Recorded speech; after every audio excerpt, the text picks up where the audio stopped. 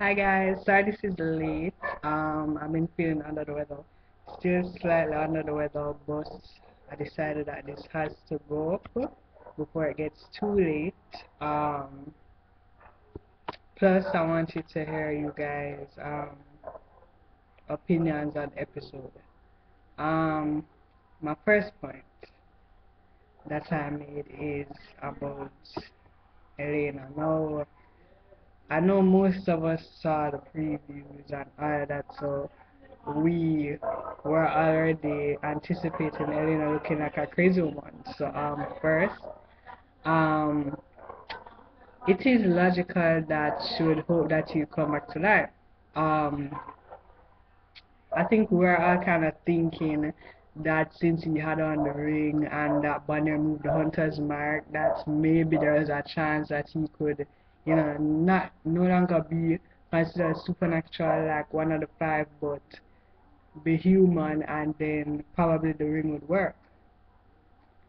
Well, I think Elena kind of passed the whole hoop threshold and she kind of went off the rails. But anyway, I can kind of see how she would have done that. But then, um, at first I was thinking while I was watching episode 2, that's how would she know that Banner moved the mark? And then afterwards, then when she started to speak and said that she noticed the tattoo was gone, and I was like, oh, so she did see that tattoo was gone. So maybe she's not that off the crazy town.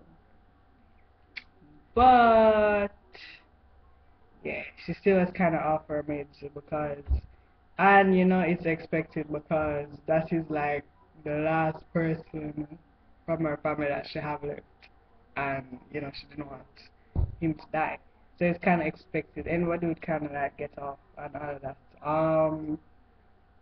I already know that they didn't have the potential to get that way, and anybody who, if your family member is gone and all that. Yeah.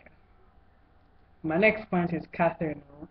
We just have to keep giving her the props where it is due. I mean, she know how to stay hidden. The woman know how to stay hidden. I mean, nobody thought for a second that she was following them. Not to mention she was nowhere in sight. Then she just show up at opportune time. What I'm wondering though is if she knew about the existence of the cure before everyone else found out. That's what I'm wondering. Yeah. So you know how Stefan and Caroline could have smelled Jeremy's body decomposing. Couldn't Elena smell that too? That's what I was thinking, like in the first part of the episode. Like, it looked like Sasha was so deep in denial that she couldn't, like, her sense of smell just went. Um, but yeah, I guess, like, from that moment when Caroline smelled Jeremy's body, it was just confirmed for me that Jeremy died. And a lot of people confirmed that from the last episode that he died, but in my opinion, there wasn't like any concrete evidence that he was dead. But no, you know, from the smells body, I was just like, that was a concrete evidence right there that he was dead. I'm going to miss Jeremy. I mean, I don't know, I just going to miss him, and the whole fact that, I kind of wanted the whole Bonnie and Jeremy thing to be rekindled, and I know he's gone, so, like, but aside from that, Jeremy was still cool and all of that. When he wasn't in his drugged out days and his rebellion stages, he was a cool dude, so I'm going to miss him. Yeah. Damon attacking Vaughn was uber smexy in my opinion. I mean, Vaughn had it coming. Um, anyway, but poor Becca though, I mean, they might just use her as a human shield, but vampiric shield. Um, yeah, gosh darn it. I knew it wasn't as simple as Hunter's mark that led Vaughn to the island. Like, I need to continue trusting my gut because, see, we see that Catherine is the one that helped him to the island. I don't know why that didn't occur to me because she could not just pop. Well, I mean, Catherine can pop up, but Vaughn could not just pop up. So it would have made sense that she was helping him if I actually thought about it. Like if I knew that Catherine was, there, then it would have just meshed together. Like if I saw any indication that she was playing them from the beginning, I would have thought that. But the fact that we didn't even see her and it just pop up, that is why I never even think that. But yeah, I was just there thinking, how would he? It was too easy for him to just get there on his own with just the tattoo alone to guide him. Um, yeah, and he's like, we just don't know anything about him. Next point. For some reason, I thought that Silas would be using expression as a vampire. Seems that I was wrong. You still can't be a witch and a vampire at the same time. That would have been awesome, though. Like seriously. Um, Shane successfully manipulated Bunny again. I know all that bringing back everybody who died sounds grand, but I doubt that it will end well. Even if it turns out to be true, it will have a price because if I've learned anything from the show Once Upon a Time, and if a vampire dies, it's that magic always has a price. Yeah. No, Damon telling Elena to turn it off. I'm not sure what will occur from that, but I think that that's just an easy scapegoat for Elena facing all the pain and anguish and agony and getting all crazy from the death of Jeremy. Like, oh, Damon just telling her to turn it off. No. In my opinion, she either going to turn into a demon or she's going to turn into a Catherine. I'm not even sure if I should say a Catherine, because Catherine is like this scaredy cat woman, but who tries to go out like she's big and bad at the same time. Because she always running away from clothes, but she still tries to go out like she's big and bad. So I don't know. Maybe Elena will be more like a demon when he not trying to help people. Which to me is really boring because like a lot of people think that Elena as a vampire is so cool and all that.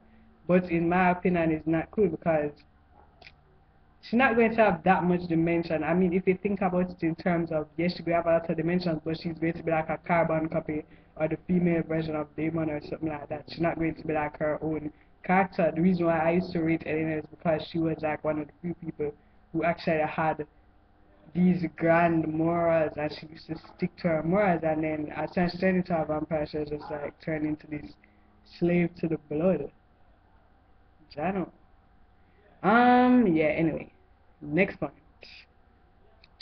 So, the whole time since Vaughn outlined that nobody knew Silas's face, I was thinking who he could have been disguised as. Like, it actually occurred to me that Shane would be the best option. I never even considered I'd be right about that, but Rebecca finding Shane and Adam proved that. It also brought up a lot of questions like how is Silas able to assume the shape of other people? Are there shapeshifters in Vampire Diaries? No, like in True Blood. Is it that he can use expression even as a vampire? Um, as far as I know, uh, no vampire has shapeshifting abilities. Next point. Do you guys? This question is to you guys who are watching this video. Anybody? Do you guys know if hallucinations on that island affect vampires too?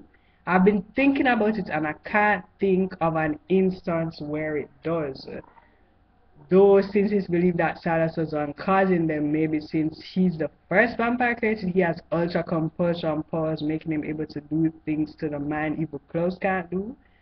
Yeah, next point. So basically, Bunny was manipulated by Silas and not Shane. What I'm also wondering though, discussion with Bunny in the island forest, right? Was that Shane or Silas from then? That's what I'm wondering. And if it was Shane, which I think it was, why did Silas leave Shane on the island? And did he plan to kill him? Yeah, next point. I love the heart between Stefan and Damon. It was much needed. You know, they're family after all, and we just needed them to just talk about what was going on instead of giving each other the looks and ruling and all these things. They need to talk about it, even though I'm still, you know, upset at Elena, upset at Damon. Death of Jeremy is not going to erase what occurred before then. Yes, I'm sorry that Jeremy died. Yes, that is the worst thing that could happen to anybody that their family, especially their brother or somebody died. But I'm still upset about the whole other thing that took place before. Um, well, I'm not necessarily sure if I'm still upset, but it's more like I still think it's wrong and I don't agree with it. Though that might, I mean, right now it looks like that whole storyline is going to get a break, or I'm not sure if it's even going to come back into question. That is, if Elena ever come back to normal, because right about now I don't even think she can even conceptualize anything about who she is in love with or not, even though if she was, you know, if she was like tied to any of them, because I'm not sure if she's still tied to Damon because of how he like walked away from her. But I mean, one of them could have consoled her. Right about no, but I don't know who going to console her. Next point. Yeah, I don't think that Elena burning down the house was necessarily the best move for her in the long run. I mean, yes, she was right that that idea was the best one, you know, in terms of covering up what actually occurred with Jeremy and all of that. Even though, like, do you notice the difference to the rest of the people in Mystic Falls? I mean, is that they don't even matter. So, I mean, do they really have to cover up anything really anymore? That's, I mean, the way how it seems is that everybody in that whole town is supernatural, so covering up and all that is not even like necessary. You know, like when you really like think about it. And I mean, there's Sheriff Forbes and all that, so she could always just still construct something. You know, like if it was a situation where she wasn't the sheriff and all these things weren't in place, then I could understand why it's the best idea. Right about no, like stuff happen in Mystic Falls every day and nobody even care, and it's always covered up anyway. So I think she shouldn't have burned down the house because honestly, you know, when she finally gets over it in the future and all those stuff, she's going to be like, oh, you know, she don't have none of her family pictures that she can look back on, nothing about her history, all these things. All is that the Gilberts never existed, basically. Anyways, that's my last point for the episode. I'm supposed to do a review for Spartacus, not sure if I'm going to get around to it because I still feel blah. Yeah, but I had to get this one up because I always put up the Vampire Diaries review.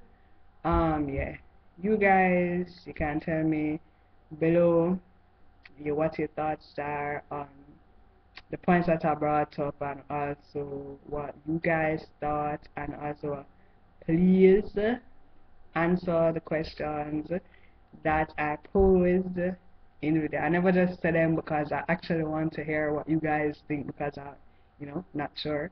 So I want to hear. Anyways, check out the description box, where I put some links down below. And yeah, until my next vlog. Bye guys.